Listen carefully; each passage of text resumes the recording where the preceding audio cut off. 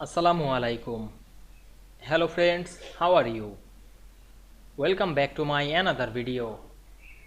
In this video, I am going to show you how to add a custom image border in Microsoft Publisher. Let's get started. Firstly, we have to open a Publisher document. Now we want to add custom border to image. Firstly, insert a image. Go to the insert menu. Then click the pictures option. Then choose picture from our file. Now I select this, then click insert. Then click the picture and resize it. Then click the picture and go to the picture format option. Then click wrap text option and choose none. You can move picture anywhere.